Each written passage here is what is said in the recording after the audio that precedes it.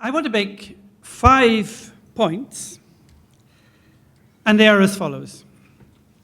First of all, I want to argue against the idea that knowledge is transmitted, because the idea that knowledge is transmitted separates out the knowledge that is transmitted from the practices in which it's enacted.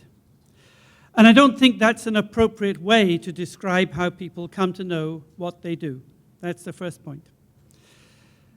The second point I want to make is that learning in practice, even when it involves imitation or copying of what other people do, is a creative process, but that this creativity lies not in innovation, but in improvisation. The third point I want to make is that this learning is not about matching forms, but about aligning movements through a coordination of perception and action, and that this coordination is of the essence of skill.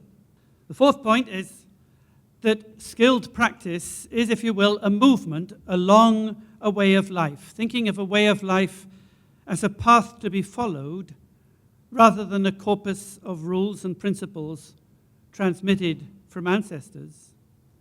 And finally, the fifth point is that this path following is not given in an engagement between people and the material world by way of the senses, but in the coupling of flows of substance and sensory awareness in a world of materials. Now, all of that sounds very abstract, but I'll try and flesh it out, and in the remainder of what I say, well, what I have left to say is simply an amplification of those 5 points, and I'll deal with each of them in turn.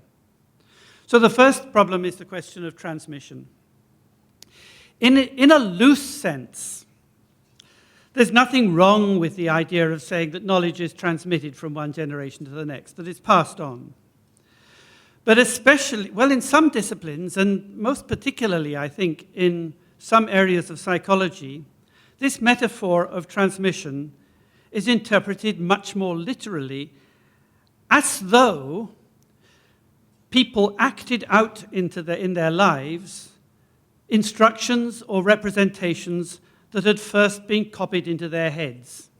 And this accords with what has sometimes been called the genealogical model. That is, that information in a senior person's head is downloaded into a junior person's head, who then acts out the representations that he or she has thus acquired. This genealogical model is very deeply rooted in modern Western thought.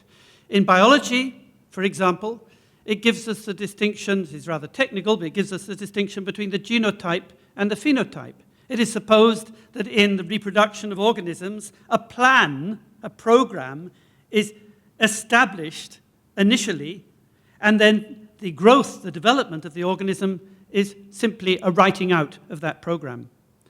And in psychology, it has given us the distinction between social and individual learning. Social learning is the reproduction of a set of ideas into the next generation's head. Individual learning is then, through practice, enacting that information in a particular environment. Even more perniciously, some psychologists, and I'm afraid to say anthropologists as well, have taken to talking about memes, as though culture consisted of little bits, particles of information that are copied from head to head, and that inhabit people's minds and cause them to behave in the ways they do. This could be called the sneeze theory of culture. And literally, some academics actually believe this, that you go around with this culture in your head, which has parasitized your brain, and as the parasites in your brain cause you to sneeze, by acting out lots of behaviors that, according to this culture, you infect everybody else. That is not a good way to think about intergenerational learning. Let me give you an example, a very simple example of learning to cook. I can give this example because I'm hopeless at cooking. I never learned to cook, anyway. Is learning to cook just a matter, or is cooking just a matter of converting into behavior a set of instructions that you've already received, maybe either orally or through reading a recipe book. In fact, no recipe contains such detailed instructions as to determine every operation in every possible kitchen. So how do novices actually learn to cook?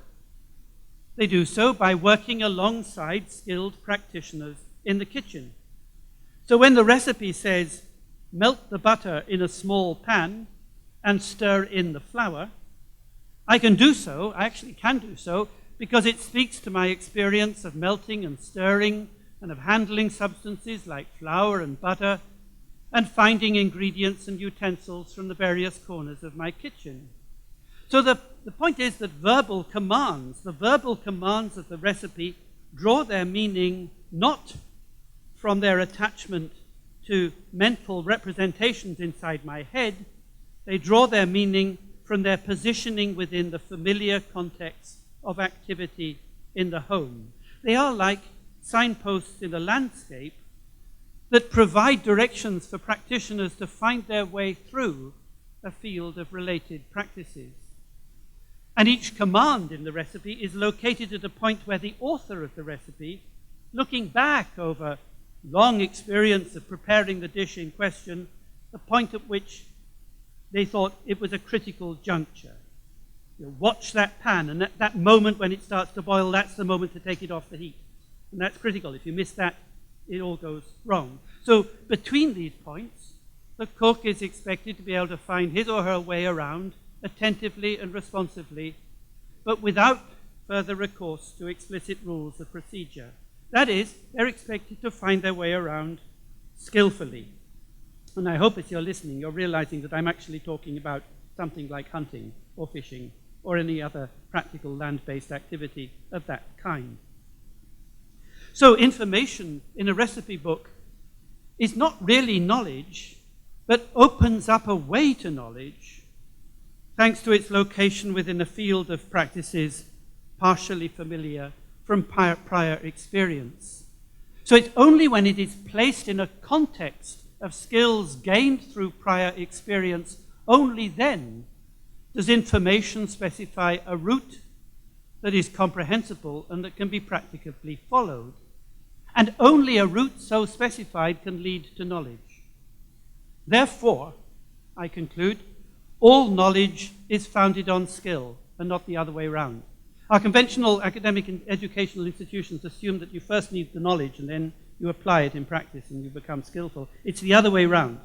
You can't have knowledge without skill.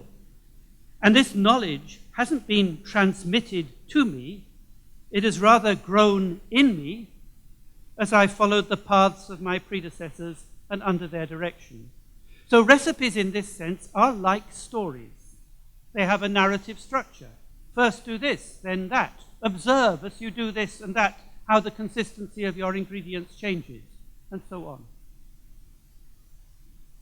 Now, anthropologists have long recognized the educative functions of storytelling, but they have sometimes, I think, been wrong to treat these stories as though they were vehicles for the intergenerational transmission of encoded messages, as though the story encoded, encrypted a message, and if you have the right key, you can extract the message from it. Because stories don't come with their meanings already attached. And they also mean different things for different people. And what the stories mean is something that listeners have to discover for themselves by placing them in the context of their own life histories. And maybe the meaning is revealed long after you've heard the story, when you find yourself retracing the same path or in the same kind of situation that the story relates. Only then does the story offer guidance on how to proceed. You're in a spot and you remember that long ago a particular story was told. You had forgotten all about it and it comes back to your mind and then you see, now I see what that story was on about and now I know what to do next. So in cookery and every other practical activity, people don't acquire knowledge ready-made, but grow into it through a process that I would like to call guided rediscovery. It is like following trails through a landscape, in that each story will take you so far until you come across another story that will take you further.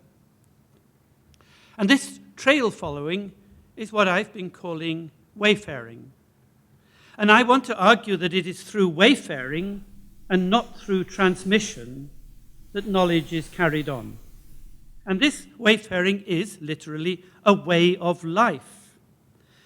But by way of life, I don't mean a prescribed code of conduct sanctioned by tradition, but rather a path through the world of learning and practice can be said to be creative.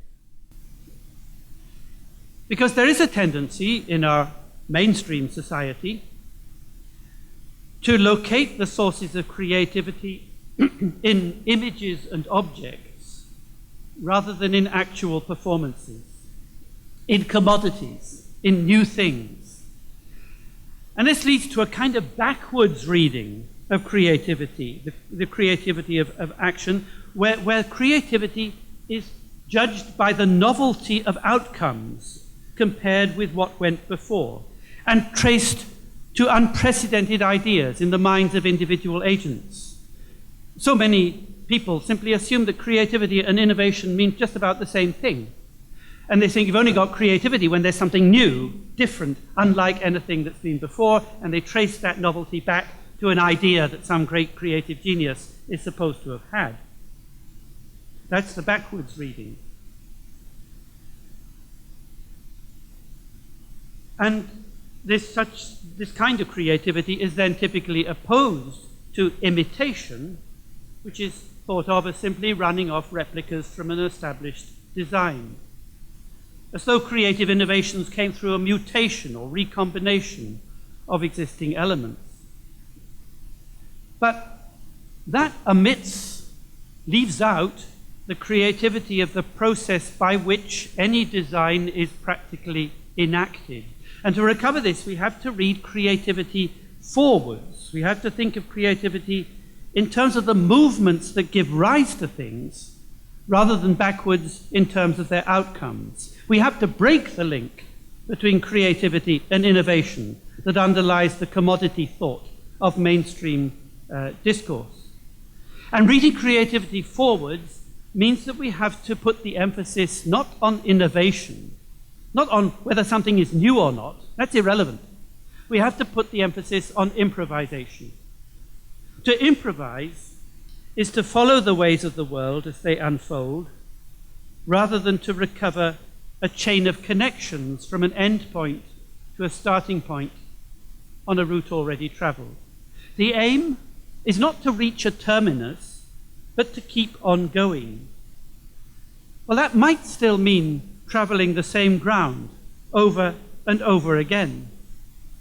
In repetitive practice, novices imitate exemplars shown to them, and so incorporate into their own bodily dispositions the sensibilities of the masters in whose paths they follow, while simultaneously developing personal styles of their own. The example that is most familiar to me, because I'm not a hunter, but I do play the cello, and in music, I practice my music, and every time I play, it's a going over, insofar as it's modeled on previous studies, and yet every time I go over the same thing again, it's an original movement that carries the work on, even as it follows paths that are already traced. So when I play a piece by Bach on my cello, the music carries on through its performances, none of which is the work, but all of which contribute to its never-ending generation. To follow paths through the landscape, you are contributing to the ongoing creation of that landscape through its paths. The landscape is never finished. Same with music. The music carries on in that ever-flowing current. So each time I begin to play, just as each time you set off along a trail, I'm launched into the current, through which I then have to feel my way, rather as a boatman feels the stream, with no assurance of how things will turn out. And it's a risky endeavor. One may recover from errors, but it's impossible to go back and correct them. So I am, when I play, or you are when you set out along a trail, an itinerant, a wayfarer, and like all wayfarers, I have to improvise. So in any craft or any performing art, novices have to learn by repetitive practice from models shown to them. You have to practice over and over again. But in copying, you're not replicating a pre-existing form. You're rather aligning your observation of the model with action in a world that is suspended in movement, which means that a fluent performance, this quality of rhythm, doesn't lie in the repetitiveness of the movement itself, because for there to be rhythm, a movement has actually to be felt. And to have a feel for what one is doing means bringing concurrent movements into phase. And this calls for a continuing correction in response to an ongoing perceptual monitoring of the unfolding task. The point I'm trying to make is that rhythmicity, which is fundamental to tackling any kind of task, is not just repetition, it is difference in repetition.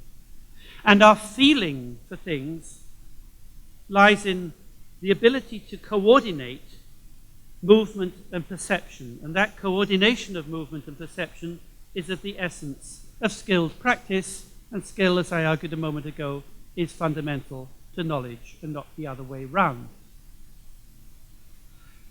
So from that, I want to conclude that the measure of skill lies in the sensibility that allows the skilled practitioner to respond to environmental perturbations of a kind that would throw the performance off course if it were confined to the execution of a fixed motor program. That is, if you compare the novice with a skilled practitioner, the difference between them is not that the skilled practitioner can perform the same movements over and over again, more accurately, more efficiently. It is rather that the skilled performer can always make those fine adjustments that keeps the action off course. Imagine you're sawing through a plank of wood, and you're a novice, and your saw goes a little bit off course. You don't know how to correct it, and after a while the slit has gone all wonky. If you're at least reasonably skilled, you can see that it's going slightly off course, and you pull it back to the right position, and you get a straight cut. Which means that skilled performance aims for a kind of precision.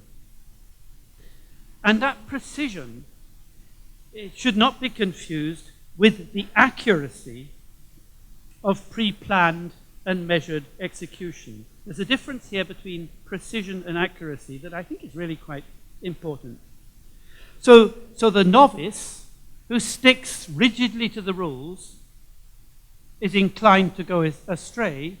The expert, I didn't like the word expert, but anyway, the expert, the skilled person, recovers poise by bending the rules.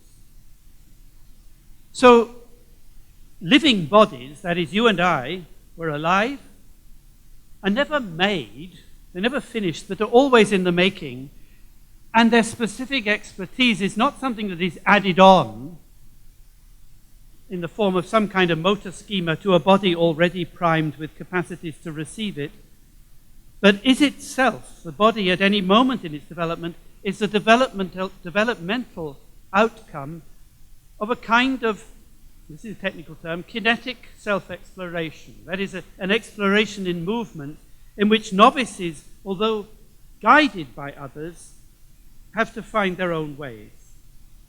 And if it turns out that specific skills are common to a community of practice, this isn't because they are directed from within by the same scheme that's been transmitted in advance, but because these developmental explorations have converged upon the same or similar outcomes.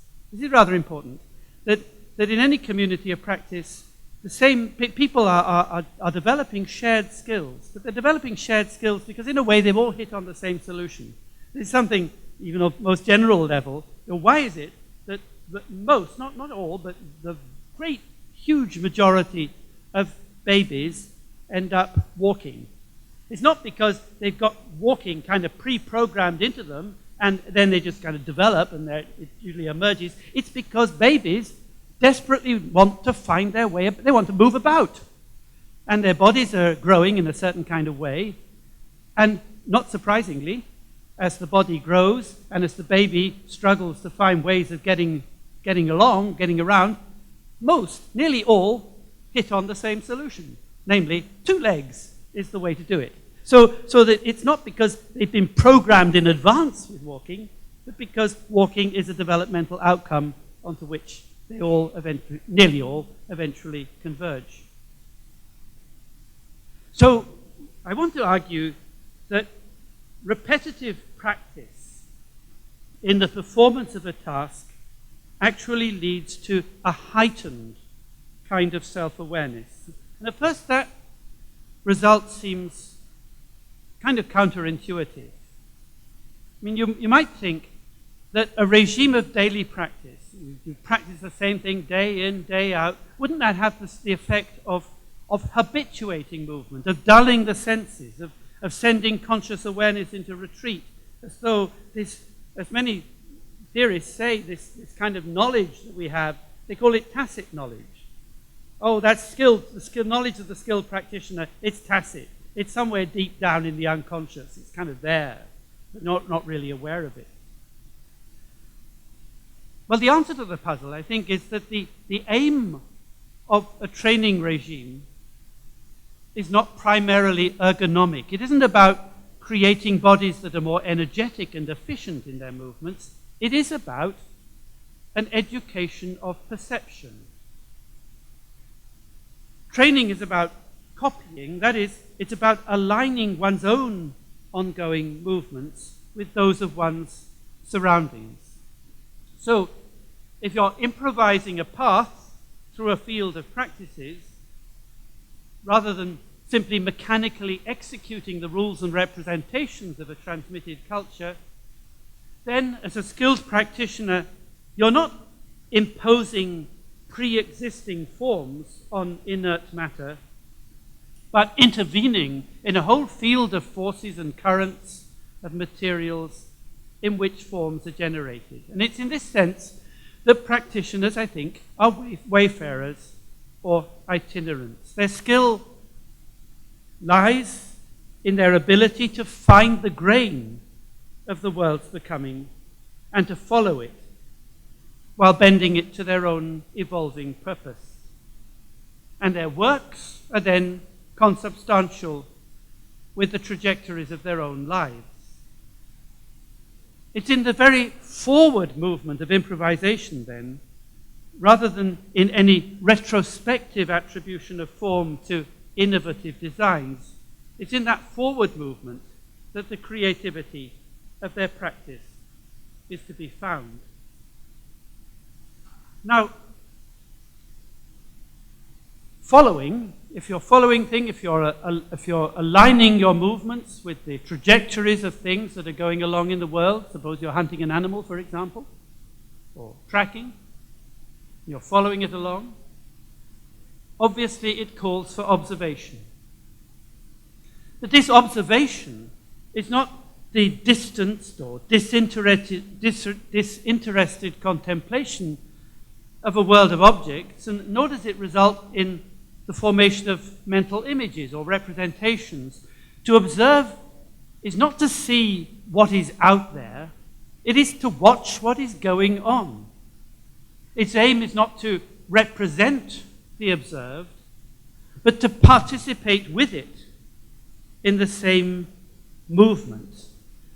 Coupling then the movement of one's own attention, might be visual, it might be oral, haptic, olfactory, coupling the movement of your own attention with currents of activity in the environment. You're watching a bird in flight. Your own movement, the movement of your eyes, your body watching the bird, couples with the flight of the bird through the heavens. And the two join together in an ongoing movement of that kind.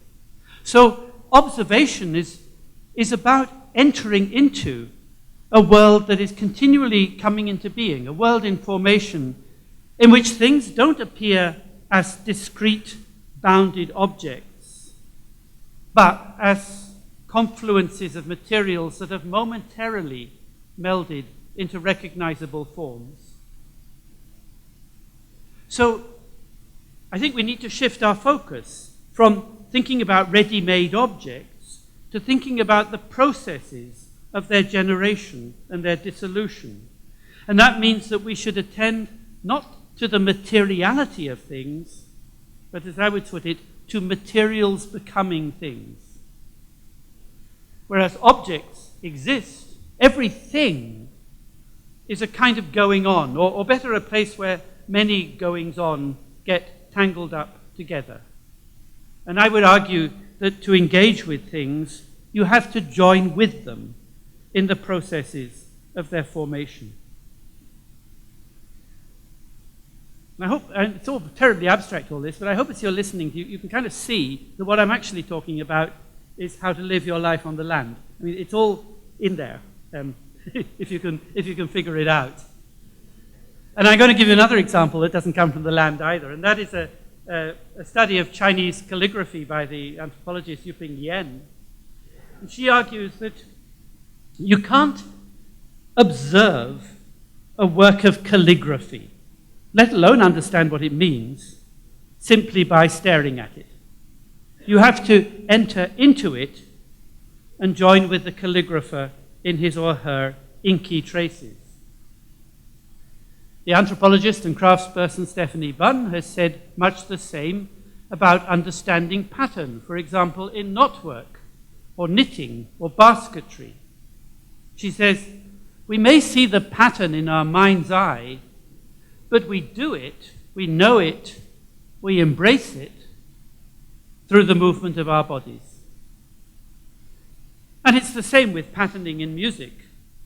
On a purely intellectual level, it might be possible to apprehend, for example, one of Bach's suites for unaccompanied cello as a complete, fully formed structure. But as a practicing cellist, I cannot listen to a performance without feeling the music flowing through my body, arms and fingers, as though I were playing it myself. So to listen is to unite the process of one's own kinesthetic, that's moving attention, with the trajectory of sound. So what happens when I play? If any of you are fiddlers, you'll know this too. What happens when I play? Well, holding the bow, I bring it into contact with the strings. But then you say, well, where is the music? Does the music lie somewhere in between me, my bow, and the cello? Is it somewhere in there? Does it begin with a sound image in my mind and end in the reverberations of the instrument? Of course not. Rather, the point of contact between bow and strings is the site from which the music pours forth. Actually, the point of contact between feet and the land is the site from which paths and movement pours forth, and so on. Likewise, calligraphy pours forth from the site of contact between brush and paper. So the movement of making doesn't lie in the relation between one thing and another, between a mental image and a material object, but in a movement orthogonal, that is at right angles to this relation. So if you have an object and an image, the making isn't in here, it's going out there in another direction altogether. It's like if you compare the banks of a river and say you could talk about the movement from one bank to the other, but the river is actually flowing in a direction at right angles to the line joining the two banks. That's the way the music is flowing. That's the way the path is moving. That's the way the animals are moving, at a movement in a direction at right angles to the link between here and there. And I want to argue that this movement,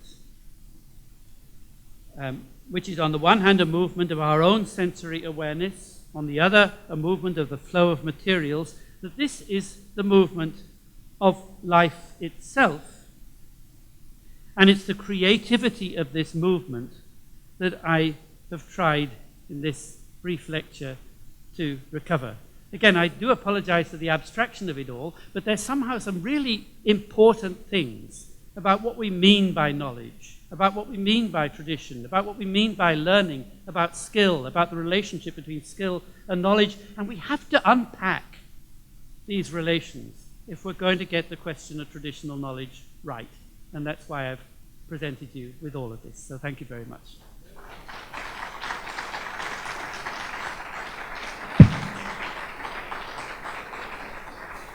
Yes. Jessa. Most of what you were talking about applied to sort of practical skills and on the land sort of knowledge about how to do things. But I was just wondering, it made me think about whether this extends to all forms of sort of declarative knowledge. So I was thinking about the experience of reading about neutrino physics or something, and you're almost practicing having the lines of reasoning that the author is showing you how to think in that way. And I wondered if you could speak about that and whether you draw a line between knowledge about how to do something or others. Yeah, thanks for that question. It's a very, very good one, and it's actually one that it's the topic of a great deal of debate at the moment, so that there are different views you can reasonably take. And one view is that there are indeed, if you will, two quite different kinds of knowledge that need or require different sorts of training, different sorts of education. So, for example, you would say that a practical skill, whether it's learning to hunt an animal or to play a musical instrument, is one thing, but learning, say, the principles of mathematics, so that you can do algebra or geometry, requires a different kind of thing.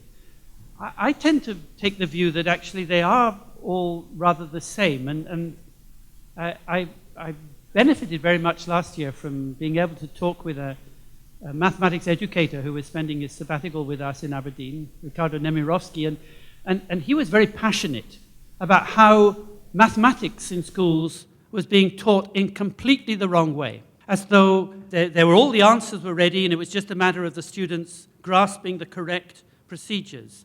And one of the examples he used that I thought was very beautiful was drawing a circle with a compass. Something we all learn to do at school. You put the pencil in the compass and you twist it round, and you know that every circle you draw is different. And that's because it's very hard to draw a circle with a compass and a pencil and keep the pressure on the pencil absolutely identical. Where the lines link up, it always seems to be a bit blacker on one side than the other side.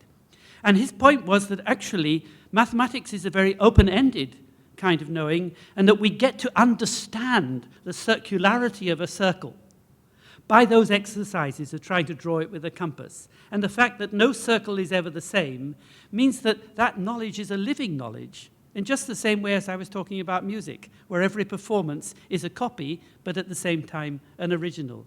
So that I think that even with those kinds of subjects, actually, even if one's talking about rather technical things in engineering or geology or whatever, that a living knowledge is one that is open-ended and that grows in the practice of doing. That's my view, but other people would disagree.